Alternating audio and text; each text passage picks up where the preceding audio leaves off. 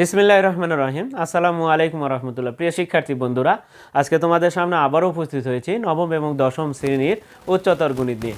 আজকে আমরা দেখব অনুশীলনী 8.3 এর অঙ্কগুলো।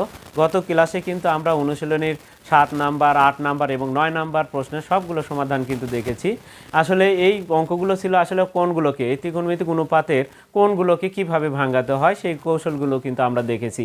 তা আজকেও আমরা যে উদাহরণের 24 নাম্বার সমাধানটা দেখতে চাচ্ছি, আসলে আমরা যে এতদিন যে ক্লাসগুলো দেখেছি তারই ধারাবাহিকতায় কিন্তু আমরা এই উদাহরণ 24-এর অঙ্কটা আমরা কিন্তু আজকে দেখব। তবে উদাহরণে যেভাবে করে দেওয়া আছে আমরা ঠিক সেইভাবে না করে আমাদের যে এতগুলো ক্লাস দেখলাম বা এতগুলো ক্লাস করলাম এরই ধারাবাহিকতায় কিন্তু কিভাবে আমরা তাহলে এই 24 নাম্বার উদাহরণকে একটু ব্যতিক্রমভাবে ভাঙ্গায় আমরা কিভাবে এর সমাধানটা করতে পারি সেই কৌশলগুলো আজকে কিন্তু আমরা দেখব। তাহলে প্রিয় শিক্ষার্থীরা, যারা আমরা চ্যানেলটিতে নতুন রয়েছে তারা অবশ্যই চ্যানেলটিকে সাবস্ক্রাইব করবে এবং ভিডিওটি না টেনে একেবারে প্রথম থেকে কিন্তু আমরা শেষ পর্যন্ত দেখব। দেখো আসলে যে এই কোণগুলোকে কিন্তু ভাঙানো যে ব্যাপারই না, সেটা কিন্তু এই 24-এর মাধ্যমে কিন্তু আমরা উদাহরণে যেভাবে করা রয়েছে আমরা সেভাবে করব না, আমরা আলাদাভাবে করব। তাহলে দেখে নিই আসলে অঙ্কটি। এখন 24 নম্বর অঙ্কটা আমার তোলা রয়েছে, আমি এখান থেকে আবার একটু ভিন্নভাবে দেখো। আসলে আমরা কিন্তু এতগুলো অঙ্ক তো দেখেছি, পাই কিন্তু আসলে এই সাইটে লেখা রয়েছে আর ওগুলোতে কিন্তু 11 লেখা ছিল। তো এই পাইকে কিন্তু 11 লেখা যাবে। তা আমরা আসলে এইভাবে একটু লিখি, আমরা যেভাবে থাকে আমরা সেইভাবে আগে একটা লাইন আমরা একটু লিখি। 11 পাই, নিচে কত 90, আমরা এইভাবে কিন্তু লেখা ছিল প্রত্যেকটা অঙ্কে, আমরা সেইভাবে লিখেছি। দেখো এখন কস পায়ের নিচে কত 30, আমরা কিন্তু প্লাস আরেকটা দেখো সাইন, আমরা কিন্তু উদাহরণের মতো যেভাবে করে দেওয়া আছে আমরা কিন্তু সেইভাবে করতে চাচ্ছি না। তোমরা যেহেতু উদাহরণ করে দেওয়া আছে ওইভাবে, আমরা আলাদাভাবে একটু শেখার চেষ্টা করব, দেখি আসলে পারি কিনা আমরা। 101 পায়ের নিচে কত আসলে এখানে অঙ্কটা তুলতে মনে হয় ভুল আছে, 90 হবে এখানে। তাহলে 90 প্লাস তারপরে কথা আছে কস কত আছে দেখো 31, সাথে পাই লিখবো, নিচে আমরা 30 লিখবো, প্লাস কস এখানে দেখো 5 পায়ের নিচে কত আছে 3, আমরা লিখে নিলাম অঙ্কটা। এখন আমরা কাজটা শুরু করব। কিন্তু আমরা কিন্তু প্রথমে একটা কথা বলেছিলাম যে এই অঙ্কগুলো করার আগে সর্বপ্রথমে তোমাদের যে কাজটা করতে হবে সেটা হচ্ছে কোনগুলোকে আসলে কাটাকাটি হয় কিনা, কোনো সংখ্যা দ্বারা ভাগ হয় কিনা। আমরা দেখতে পাচ্ছি কোনো সংখ্যা দ্বারা কিন্তু এখানে ভাগ হচ্ছে না। তাহলে ভাগ যদি না হয় এখন আবার দেখতে হবে হরের কোনগুলোর হরগুলোর কোনটা কোনটা মিল আছে, সেটাকে তুমি একটু সাজায় লিখতে পারো বা সাজায় না লিখেও কিন্তু তুমি ভাঙাতে পারো। তাহলে আমরা দেখতে পাচ্ছি এখানে পায়ের নিচে 90 আছে, এখানে একটা 90 আছে, এটার সাথে এটার মিল, এটার সাথে এটার মিল, আর এটা আলাদা, একে আমরা আলাদাভাবে ভাঙাবো। তবে এই ভাঙানোর আগে তাহলে আমরা প্রথমে আসলে সাজায় লিখি, 90-এর কাছে 90টাই লিখি। দেখি আমাদের হাতে এই দুইটা লাইন কিন্তু এমনি বাড়তি লিখলাম আমি, কিন্তু তোমাদের অঙ্ক কিন্তু কোনো কাজই করা হচ্ছে না। এখানে আমরা সাজায় লিখেছি, প্লাস কত এখানে সাইন লিখলাম, তারপর কত আছে 101 পাই, নিচে কত আছে 90 লিখলাম, যোগ কত আছে কজ লিখলাম, কজ কত পাই ভাগ কত আছে 30 লিখলাম, যোগ আবারও কজ আছে লিখলাম, 31 পাই ভাগ কত 30 আছে লিখলাম, যোগ কজ আছে কত কজ 5 পাই, নিচে কত আছে 3 আছে, এটাও লিখলাম। তো এই ভাঙানোর ক্ষেত্রে কিন্তু আমরা কিন্তু বারবারই তোমাদেরকে একটা কথা বলে দিয়েছি যে ভাঙানোর ক্ষেত্রে অবশ্যই আমাদের এই বেসিক কিন্তু আমাদের জানা থাকা প্রয়োজন। এখানে বেসিক বলতে আসলে এখানে 4টা চতুর্ভাগ রয়েছে, কার কোনটা ঘর এখানে লেখা আছে। এখানে অল পজিটিভ, সবার এই ঘরে যারাই প্রবেশ করবে তাদের সামনে ধনাত্মক চিহ্ন হবে, ধনাত্মক হলে চিহ্নটা দেওয়া লাগে না। কিন্তু এই ঘরে সাইন আর কোসেকের ঘর, অন্য কেউ এই ঘরে প্রবেশ করলে তাদের সামনে ঋণাত্মক চিহ্ন চলে আসবে। সাইন এবং কজের ক্ষেত্রে শুধু ধনাত্মক হবে। এই ঘরে ট্যান আর কটের হচ্ছে নিজস্ব ঘর, এই ঘরে এরাই শুধু ধনাত্মক, অন্যরা এই ঘরে ঋণাত্মক। এবং কজ আর সেকের নিজস্ব ঘর হচ্ছে চতুর্থ ঘর, এই ঘরে শুধু কজ আর সেকই ধনাত্মক, বাকি অন্যরা ঋণাত্মক। এখন এখানে কিন্তু আমরা জানি যে এই পর্যন্ত 90 ডিগ্রি, তাহলে ঘড়ির কাঁটার বিপরীত দিকে ঘুরলে কোণের পরিমাণ বাড়ে।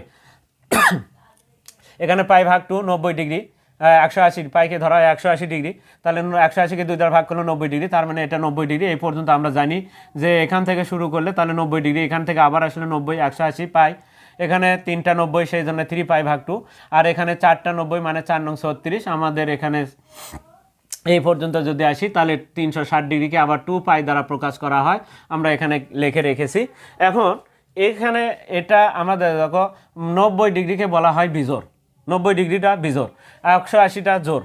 তাহলে আবার এখানে কত 3টা 90, এখানে কিন্তু আবার বিজোড়। তার মানে এখানে আমরা লিখে রাখছি কি এক্স অক্ষটাই জোড়, তার মানে পাইও জোড়, 2 পাইও জোড়। ওয়াই অক্ষ বিজোড়, বিজোড় মানে 90 ডিগ্রি বিজোড়, 270 ডিগ্রি বিজোড়, অর্থাৎ ওয়াই অক্ষের ওপরে যে অবস্থান করবে তারা বিজোড় হবে, এবং বিজোড় হলে তাহলে পরিবর্তন হবে। পরিবর্তনটা কেমন হবে? বিজোড়ের ক্ষেত্রে পরিবর্তন হবে এবং জোড়ের ক্ষেত্রে কোনো পরিবর্তন হয় না। প্রিয় শিক্ষার্থীরা, এই বিস্তারিত প্রত্যেকটা ক্লাসে কিন্তু আমি আলোচনা করেছি, আজকেও কিন্তু তারই ধারাবাহিকতায় কিন্তু আমি আবারও তোমাদের এই 4টা চতুর্ভাগ এবং কোনটা বিজোড় সেটা নিয়ে আবারও আলোচনা করেছি। এখন ওয়াই অক্ষ কী হবে?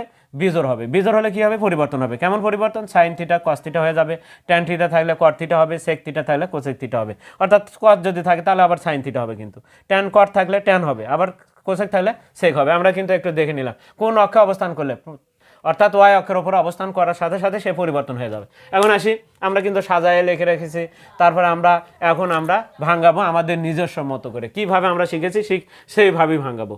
এখন দেখো আমরা সমান দিলাম, এখন আমরা কি করব? তাহলে এটার সাথে এটার মিল আর এটার সাথে এটার মিল, তাহলে আমরা বড়টাকে ভাঙাবো আর ছোটটাকে ঠিক রাখবো, এটাকে ভাঙাবো না। তার মানে এই 11 পাইকে না ভাঙাইয়া আমরা এই যে বড় 90 যেটা 101 আছে এটাকে ভাঙাবো। এটা ঠিক আছে, যা আছে তাই লিখবো। দেখো এটাকে ঠিক রাখলাম, 11 পাই ভাগ কত আছে? 90, এটা যা আছে তাই থাক, প্লাস এটাকে আমরা ভাঙাবো। তাহলে ভাঙানোর নিয়মটা কি? আমরা আগে ব্রাকেট দিব, ব্রাকেট দেওয়ার পরে আমরা পায়ের নিচে 90 লিখবো। লেখার পরে এখানে 90-এর ঘরে নামতা পড়লে কিন্তু একবার লিখলে হয়। 90 একে 90, অর্থাৎ 90 আছে কত? 101। তার মানে এখানে 1 মানে কিন্তু পাই, তার মানে এখানে যদি আমি পাই লিখি তাহলে কিন্তু 90 পাই। কিন্তু তাহলে কি করতে হবে? আছে 101, তাহলে আমি যদি যোগ দেয়া, এই যে এখানে যেহেতু এটার মতো মিল করেছি তার মানে অবশ্যই 11 হবে। দেখো তুমি 90 পাই, এখানে লসাগু করো, দেখো 90 হয়, 90 পাই হলো 90 পাই হলো, যোগ আছে দেখো 90 আর 90 কাটে যায়, 11 পাই। 90 আর 11 পাই যোগ করলে কত হয়? দেখো তো 90 আর 11 যোগ করলে কিন্তু 101 হয়। তার মানে এই অঙ্কগুলো এমন প্রসেসে দেওয়া থাকবে, দেখবে যে একটার সাথে আরেকটার মিল অবশ্যই মিল হবে, এরকমভাবে ভাঙালে কিন্তু অবশ্যই মিল হবে। দেখো আমরা দেখো তো সহজে কিন্তু একটা ভাঙালাম আরেকটা কিন্তু না ভাঙায় ঠিক রাখলাম। ঠিক তেমনি এটাকে ভাঙাবো, এটাকে আমরা ঠিক রাখবো, তাহলে এটা ঠিক রাখে এটাকে আমরা ভাঙাবো। এখন আসি, তাহলে এটা হয়ে গেল আমাদের, প্লাস এটাকে আমরা কস লিখলাম, কস লিখে কি করব? এটাকে সেম রাখবো, পাই ভাগ কত লিখলাম? 30ই লিখলাম। এরপর এখানে যাই, প্লাস এখানে কিন্তু ভাঙাবো, তাহলে এটাকে ভাঙাবো, তাহলে কি লিখবো? ব্রাকেট। এখানে পায়ের নিচে কত লিখতে হবে? 30 লিখতে হবে, লিখলাম 30। এখন এখানে যদি আমি পাই লিখি তাহলে 30 পাই, কিন্তু আছে কত? 31 পাই। তাহলে এখানে কি দিতে হবে? যোগ দিলেই দেখো 30 পাই, এখানে পাই দিয়ে লসাগু করে দেখো তুমি 30 পাই হবে, প্লাস কি হবে? 1 পাই হবে। তাহলে 30 একে 31 তো ছিল, তাহলে 31 ভাঙে আমরা কি লিখতে পারি? পাই প্লাস পাই ভাগ 30 লিখতে পারি। এখন লিখলাম, এখন প্লাস এটাকে যা আছে তাই, এটাকে আমরা এখন ভাঙাবো। এটা আলাদা, এটার সাথে কিন্তু কারোর সাথে সম্পর্ক নয়। এটা এই দুটা মিলে আমরা দেখো এটার সাথে এটা মিল করলাম, এটার সাথে এটা মিল করলাম, এখন এটা আলাদা, এটাকে আমরা ভাঙাবো। এখন এটাকেও ভাঙাবো আমরা।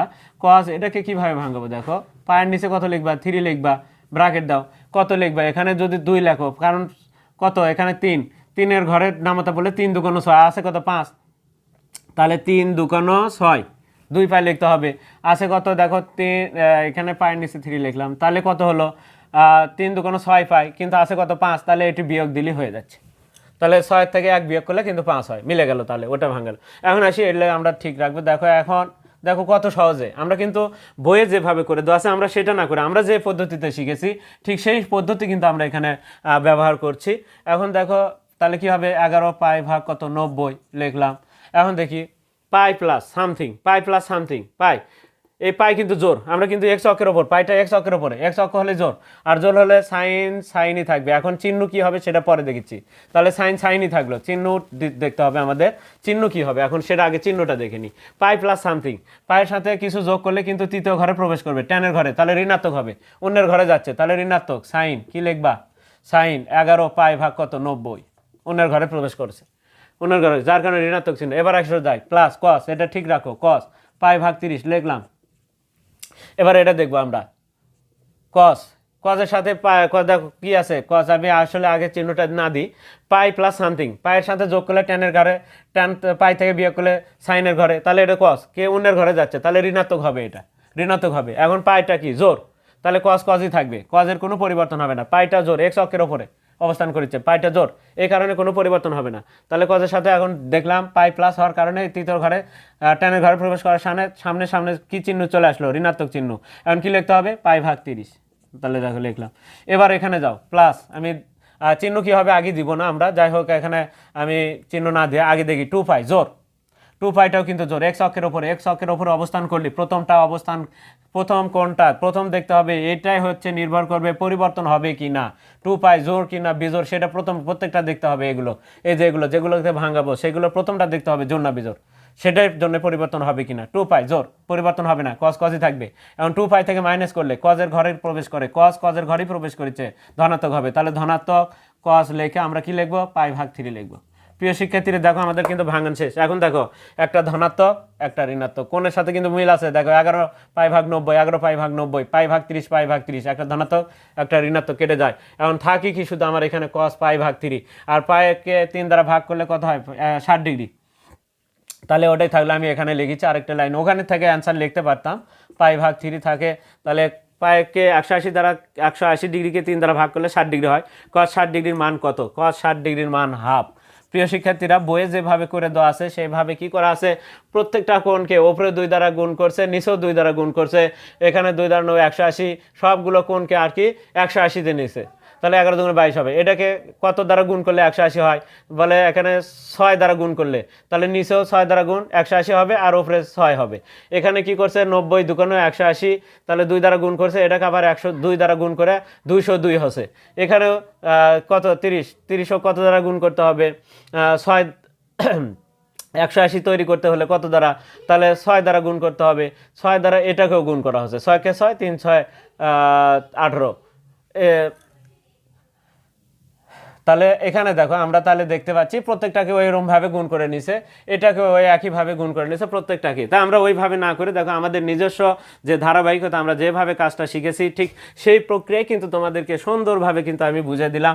প্রিয় শিক্ষার্থীরা, এর পরবর্তীতে আমাদের যে 25-এর পরেই কিন্তু আরেকটা কাজ রয়েছে, উদাহরণ 25-এর ওপরে এবং 24 উদাহরণের পরে যে কাজটা রয়েছে সেই কাজের সমাধান নিয়ে পরবর্তী ক্লাসে কিন্তু তোমাদের সামনে আবার উপস্থিত হব।